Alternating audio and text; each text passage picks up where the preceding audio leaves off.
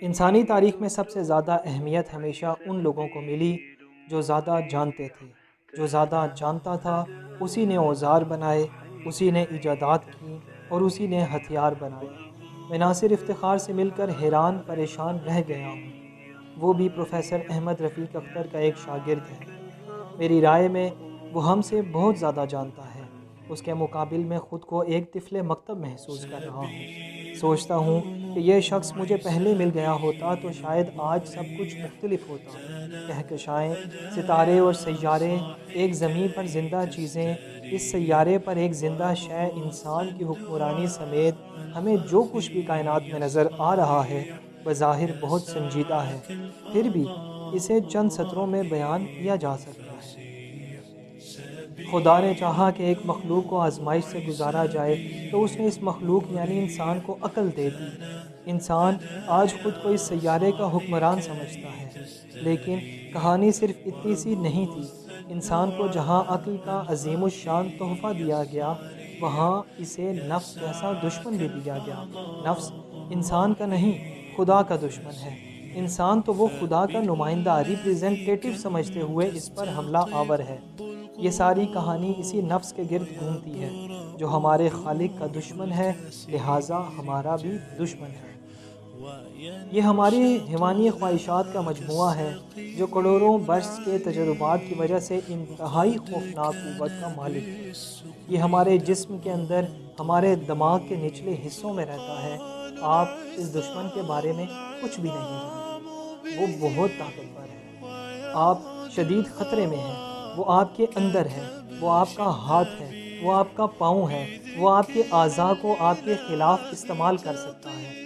اب اگر انسان اس دشمن اور اس کی طاقت کو نہیں جانے گا تو ظاہر ہے وہ اپنے بچاؤ کی کوئی تدبیر بھی نہیں کر سکے گا۔ انسانی تاریخ میں صوفیہ وہ واحد لوگ تھے جو اس مردود کی خوفناک طاقت سے واقف تھے۔ انہوں نے اس پر تفصیل سے روشنی ڈالی، لیکن ہمارا یہ دشمن انتہائی خوفناک حد تک چالاک ہے۔ ناصر صاحب بتاتے ہیں کہ جیسے ہی ہمیں اس کی کمزوری کا علم ہوتا ہے، ساتھ ہی اسے بھی پتہ چل جاتا ہے کہ اس شخص کو میری کمزوری کا علم ہو گیا ہے۔ یہ عین ممکن ہے کہ نفس کے بارے میں بات کرنے والا در حقیقت اپنی علمیت کا روگ جان رہا ہو اور اسے خود بھی اس بات کا علم نہ ہو، تو وہ در حقیقت خود بھی نفس کی ہی پیروی کر رہا ہے۔ ناصر صاحب کہتے ہیں کہ اگر اللہ ہدایت نہ دے تو نفس کے علم کا بھی کوئی فائدہ نہیں۔ دنیا میں جو کچھ ہو رہا ہے وہ نفس انسان کی عادات کا نتیجہ ہے۔ اس نفس کو خود سے شدید محبت ہے۔ اسے اپنے اندر کوئی خامی، کوئی کمی قطعاً برداشت نہیں۔ ایک ذرا سا نقص بھی اپنے اندر اسے گوارا نہیں۔ وہ خدا کا سب سے بڑا دشمن ہے۔ انسان یا تو اپنے نفس کا پجاری ہوتا ہے یا پھر خدا کا۔ یہ نفس پوری دنیا پہ بلا شرکت غیر حکومت کرنا چاہتا ہے۔ وہ اپنے مخالفین کو پیس دیتا چاہتا ہے۔ کسی بھی خوبصورت سٹیمولس پر یہ نفس اس طرح حملہ آور ہوتا ہے جیسے بھوکا کتا گوشت پر لپکتا ہے۔ ایک چیز تو یہ ہے کہ بندہ پانی کا ایک گلاس پیے اور پیاس ختم ہو یا کم ہو جائے، لیکن اگر پیاس شدید ہے تو پانی پینے اور بھڑک اٹھتی ہے تو پھر انسان تو ساری زندگی پیاسا ہی پھرتا رہتا ہے۔ آج سب پیاسے پھر رہے ہیں سوائے ان کے جنہوں نے خدا کی دی ہوئی عقل کی مدد سے نفس کو سمجھا، پھر خدا کی مدد سے اسے پچھاڑ دیا۔ اللہ ناصر کا مددگار ہو۔